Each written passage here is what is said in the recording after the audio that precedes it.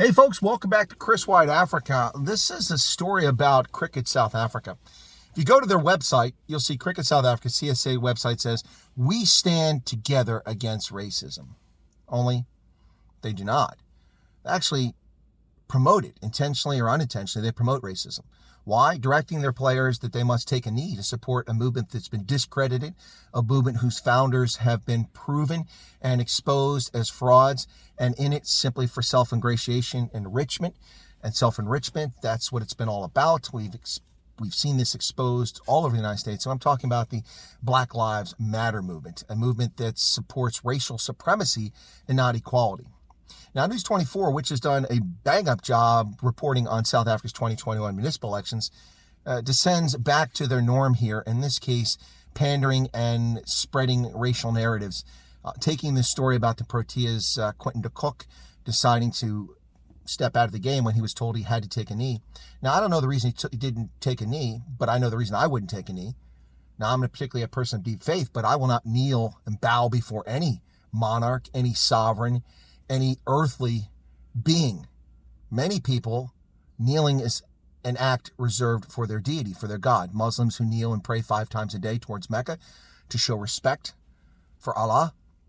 Christians who kneel and pray, and others who kneel and pray. Doing this for earthly beings and entities is anathema to the religious belief and faith of many people. Now, I don't know if that's why Quinton de Kock didn't do it. I wouldn't do it, not for that reason, but I would not kneel because it's a fraudulent movement. It's a fraudulent movement. So this is an exchange that took place discussing why de Kock didn't take a knee. So commentators Pami Mbangwa and Darren Sammy had the following to say. Mbangwa said, "I would say as the team concerned is South Africa, who has a history of exclusion and racism, and for this issue to still be here is huge." Excuse me for being political, because some will say it's being political, but I cannot shed my skin. What? Who asked you to shed your skin, Pami Mbangwa? Who asked you to be anything other than proud of who you are? Why would anyone expect you to change who you are? We don't expect people to change their physical appearance. That's ludicrous. If you are white, if you are colored, if you are black, you're be proud of you, yourself, and your heritage. As Steve Biko said, you should be proud of who you are. This is ridiculous. So this is just racial pandering on the part of Pami Mbangwa. I cannot shed my skin. No one asked you to shed your skin. But let's address what he's talking about here. He says that the team of South Africa, there's a history of exclusion and racism, and for this issue to still be here. Yeah, there definitely is a history of exclusion and racism in South African sports. There's no doubt about that during the apartheid era. No question whatsoever. The national teams, we saw it with the Springboks. We saw it until the 1980s when it started to change. We saw it with the Proteas as well. But for this issue to still be here, really?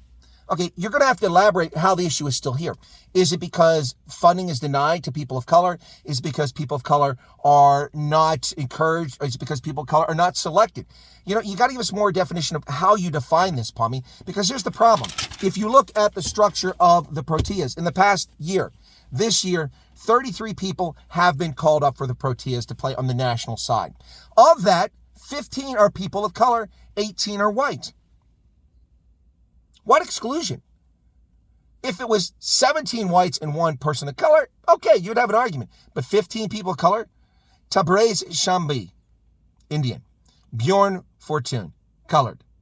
Kahiso Rabada, black. Lungi Ngida, black. Ari Nortke, white. Oops, I slipped a white guy in there. Junin Dada, black. Keegan Peterson, colored. Sisanda Magali, black.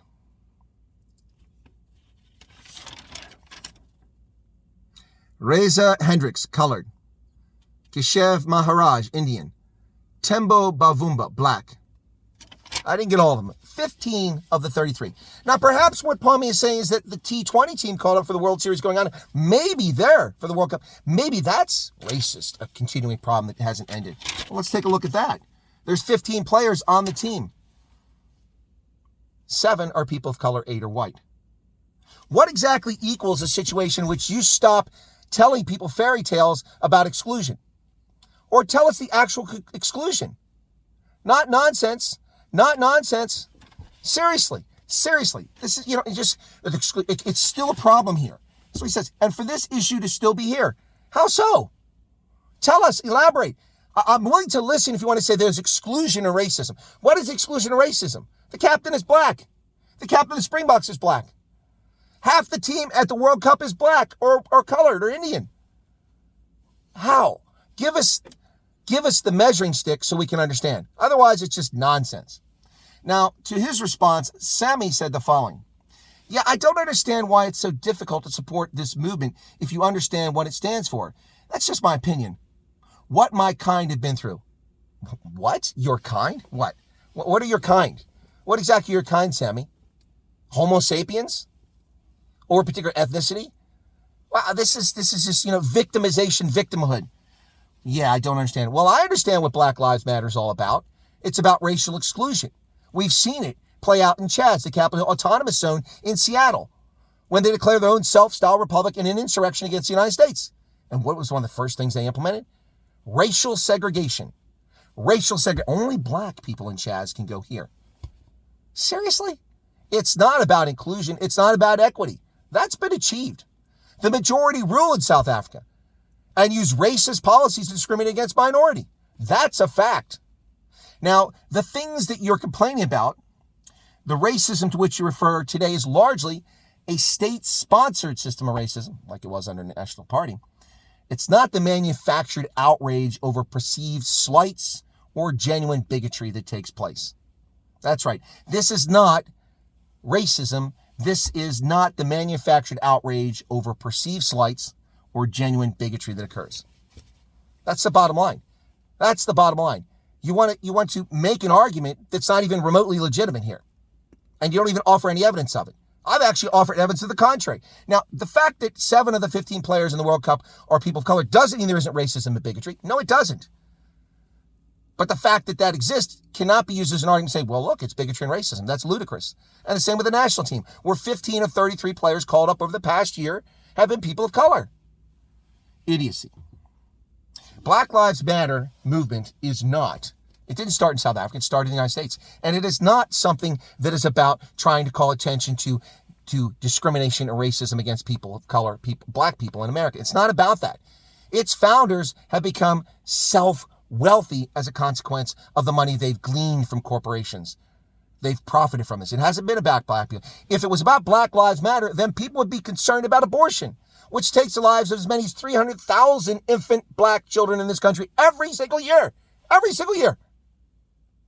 Without abortion, the black population of this country would increase through natural growth instead of stagnating and only growing because of immigration from around the world, the Caribbean basin, and also from Africa, and mixed race liaisons between Americans.